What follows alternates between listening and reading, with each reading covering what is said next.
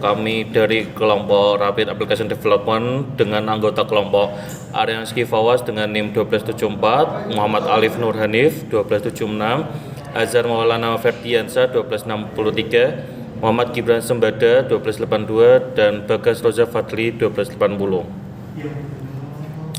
Sejarah RAD, Rapid Application Development atau yang disebut RAD dimulai pada akhir 1970-an yang merupakan perubahan dari waterfall ke pengembangan lebih adaptif.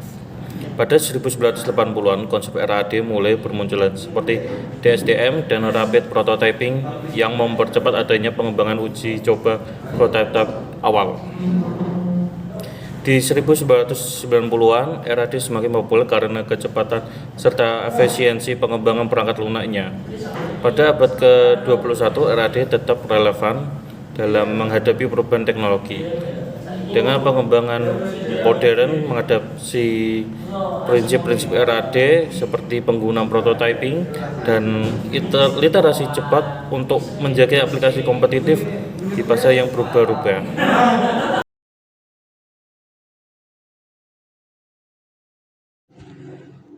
Assalamualaikum warahmatullahi wabarakatuh. Perkenalkan, nama saya adalah Bagas Rozak Fadli dengan NIM 221240001280. Di sini saya akan menjelaskan tentang suatu pengertian RAD. Apa itu RAD? RAD merupakan singkatan dari Rapid Application Development. Rapid Application Development merupakan sebuah model proses perkembangan perangkat lunak sekuensial linear yang menekankan siklus perkembangan yang sangat pendek, kira-kira 60-90 hari. Model RAD ini merupakan sebuah adaptasi kecepatan tinggi dari model sekuensial linear, di mana perkembangan cepat dicapai dengan menggunakan pendekatan konstruksi berbasis komponen. Salah satu ciri khas RAD adalah pendekatannya yang berbasis komponen. Ini berarti pengembangan perangkat lunak dilakukan dengan mengintegrasikan komponen-komponen yang sudah ada atau dapat digunakan kembali dari sumber yang sudah tersedia. Pendekatan berbasis komponen ini memungkinkan pengembang untuk mempercepat proses konstruksi perangkat lunak dengan memanfaatkan solusi yang sudah ada daripada membangun semuanya dari awal. Salah satu tujuan utama RAD adalah mempersingkat waktu yang biasanya diperlukan dalam siklus hidup pengembangan sistem tradisional, terutama dalam fase perencanaan atau desain dan phase penerapan atau implementation suatu sistem informasi. RAD bertujuan untuk memberikan solusi yang lebih cepat dan responsif terhadap perubahan dalam kebutuhan bisnis yang sering kali berubah dengan cepat. Ini membuat RAD menjadi pilihan yang baik ketika Anda perlu menghadapi proyek yang memerlukan pembaruan dan iterasi cepat. Dalam pengembangan perangkat lunak RAD, metode iteratif atau berulang digunakan secara intensif. Ini berarti bahwa sebuah model bekerja dari sistem working model dikonstruksikan di awal tahap pengembangan. Model ini digunakan untuk mengidentifikasikan dan menetapkan kebutuhan pengguna secara lebih tepat. Selanjutnya, model ini dapat ditingkatkan dan disesuaikan dengan cepat dalam iterasi berikutnya, yang memungkinkan pengembang untuk menggabungkan masukan dan perubahan dari pengguna secara efisien. Oke, sekian penjelasan pengertian RAD yang telah saya sampaikan. Penjelasan selanjutnya adalah mengenai kelebihan dan kekurangan RAD yang akan dijelaskan oleh Mas Ferdi. Assalamualaikum warahmatullahi wabarakatuh. Perkenalkan, nama saya Azhar Maulana Ferdiansah, NIM 1263. Pada kesempatan kali ini saya akan menjelaskan kelebihan dan kekurangan metode RAD atau Rapid Application Development. Langsung saja, yang pertama adalah kelebihan. Kelebihan yang pertama adalah metode RAD ini lebih efisien daripada metode waterfall dalam hal pengembangan model linear dalam memenuhi kebutuhan pelanggan secara langsung. Yang kedua adalah metode RAD lebih ideal untuk proyek dengan tenggat waktu yang singkat dan tidak membutuhkan waktu lama. Yang ketiga, model RAD mengikuti langkah-langkah pengembangan sistem yang umumnya digunakan, tetapi memungkinkan penggunaan ulang komponen yang ada, menghemat waktu pengembangan, dan meningkatkan efisiensi dalam pengembangan rekayasa perangkat lunak. Selanjutnya, kita akan membahas tentang kelemahan dari metode RAD. Yang pertama adalah kelemahan metode RAD, tidak semua aplikasi sesuai dengan metode tersebut, terutama jika sistem tidak dapat dibagi menjadi modul yang rapi. Pembangunan komponen utama dalam RAD akan menjadi lebih sulit. Yang kedua, tidak cocok untuk proyek dengan resiko teknik yang tinggi. Yang ketiga, memerlukan banyak tenaga kerja. Metode RAD membutuhkan banyak sekali tenaga kerja untuk menyelesaikan proyek skala besar. Yang keempat, jika ada perubahan dalam proses pembangunan, perlu dibuat perjanjian baru antara pengembang dan pelanggan sehingga sedikit menyulitkan dalam pengembangan rancangan perangkat lunak. Sekian penjelasan dari saya tentang kelebihan dan kekurangan dari metode RAD.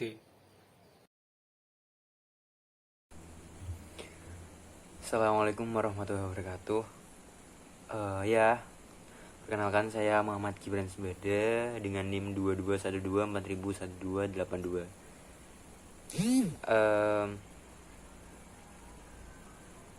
Oke, baik teman-teman. Untuk selanjutnya kita akan membahas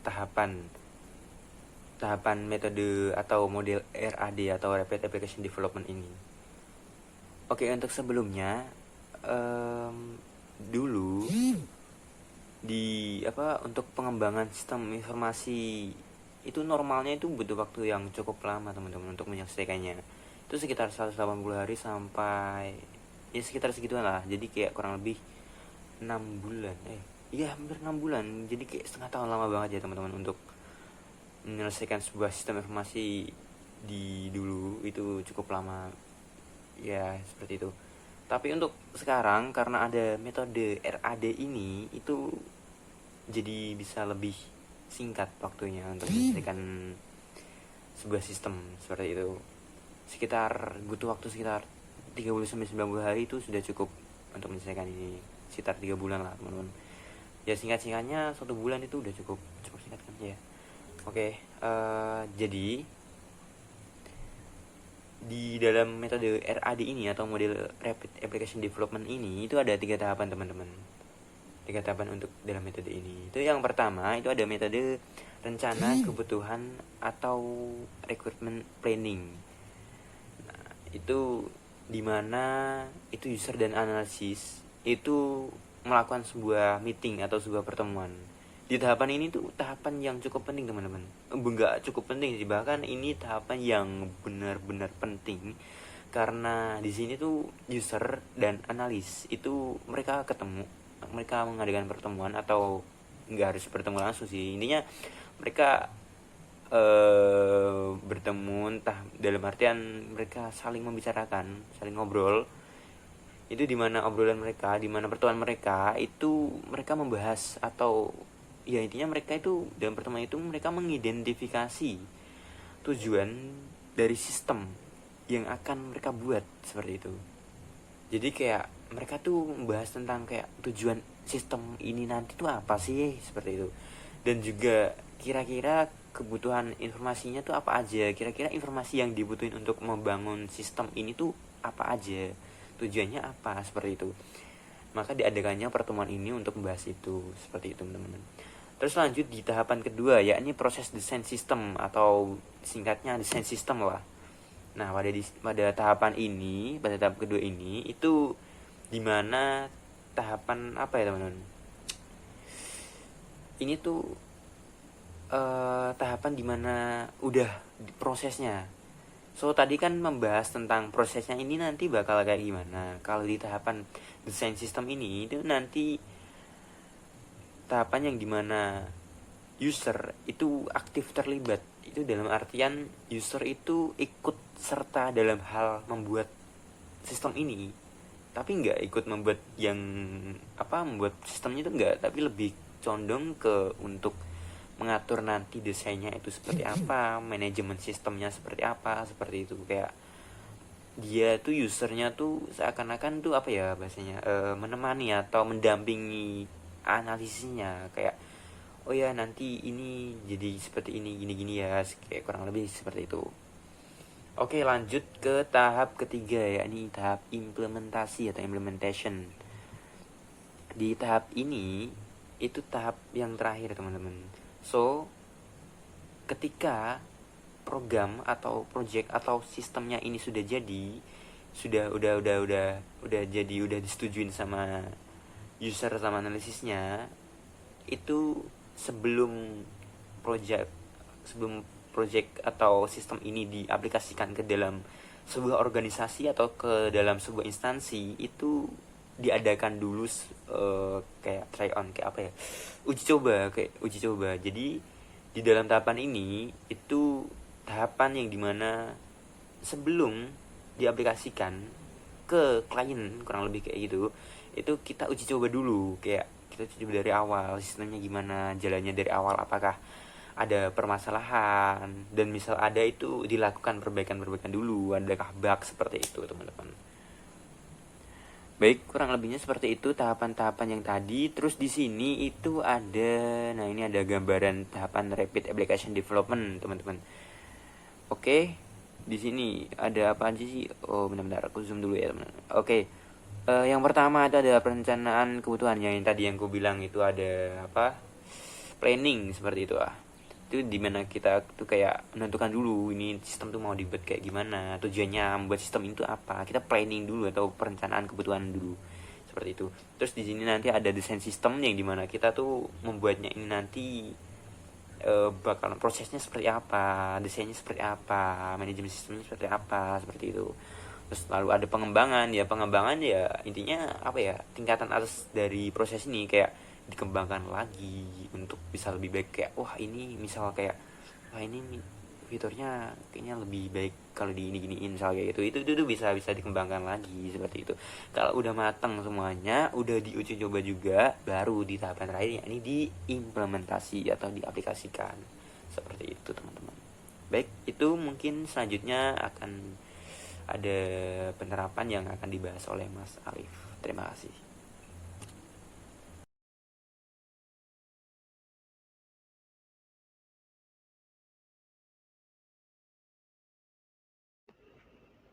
Assalamualaikum warahmatullahi wabarakatuh. Perkenalkan, nama saya Muhammad Alif Nurhanif, NIM 221240001276. Kali ini saya akan menjelaskan tentang contoh penerapan metode RAD.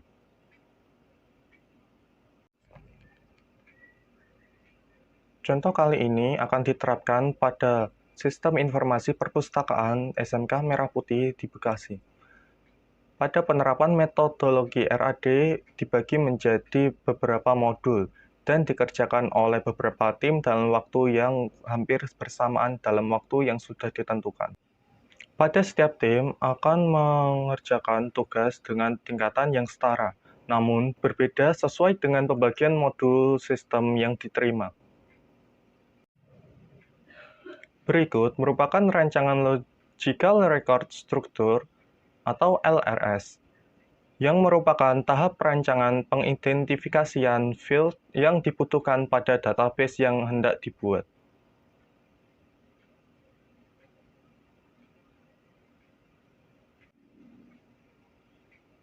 Kemudian, berikut merupakan gambar rancangan sequence diagram, yang berfungsi untuk mengidentifikasi proses interaksi antar pengguna dan sistem.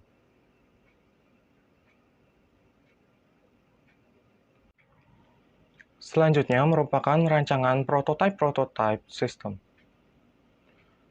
Yang pertama, berikut merupakan prototype form login utama. Bisa dilihat pada layar. Yang kedua merupakan prototype form halaman. Dan yang ketiga merupakan form data buku anggota.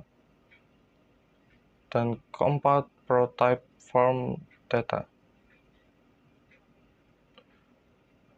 Yang kelima, prototype form halaman peminjaman dan pengembalian. Dan yang keenam merupakan form halaman pembuat laporan. Prototype-prototype tersebut dihasilkan menurut rancangan logical record struktur yang telah dibuat sebelumnya. Berikut merupakan contoh dari penerapan metode RAD. Mohon maaf bila gambarnya kurang jelas.